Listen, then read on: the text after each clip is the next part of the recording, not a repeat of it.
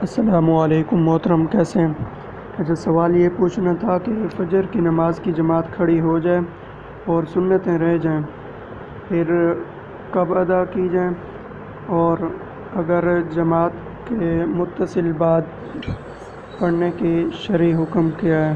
وعلیکم السلام ورحمۃ اللہ وبرکاتہ۔ الحمدللہ، اللہ پاک کا کرم۔ اچھا، قاری صاحب سوال کرتے ہیں کہ فجر کی 2 سنتیں رہ جائیں اور جماعت کھڑی ہو جائے تو سنتیں کب ادا کریں، اور اگر جماعت کے ہو جانے کے بعد متصل فوراً وہیں پہ کھڑے ہو کے سنتیں پڑھنے کی شرعی حیثیت کیا ہے؟ دیکھیں، اس حوالے سے صحیح بخاری میں ایک حدیث مبارک موجود ہے۔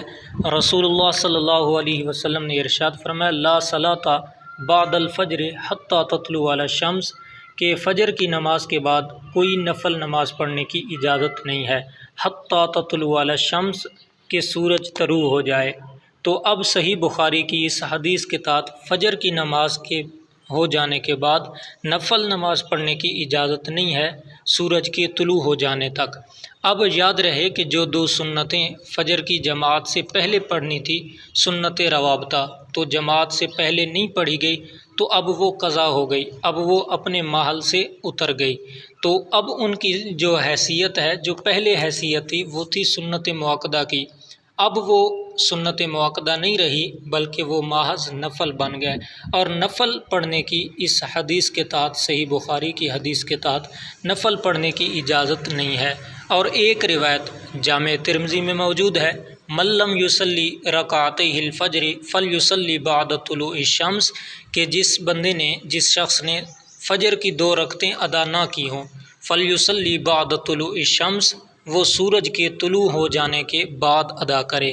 تو ان دونوں روایتوں کو سامنے رکھتے ہوئے اس کا جواب یہی ہوگا کہ اگر فجر کی 2 سنتیں رہ جائیں اور جماعت کھڑی ہو جائے تو آپ جماعت میں شامل ہو جائیں، اور جماعت کے ہو جانے کے متصل بعد آپ سنتیں کھڑے ہو کے ادا نہ کریں، بلکہ فلیصلی بعد طلوع الشمس، سورج کے طلوع ہو جانے کے بعد وہ 2 سنتیں آپ ادا کریں۔ اللہ تعالیٰ سے دعا ہے کہ اللہ تعالیٰ ہمیں دین اسلام کو صحیح معنوں میں سمجھنے کی اور دین اسلام پر چلنے کی توفیق نصیب فرمائے۔ آمین بجاہ النبی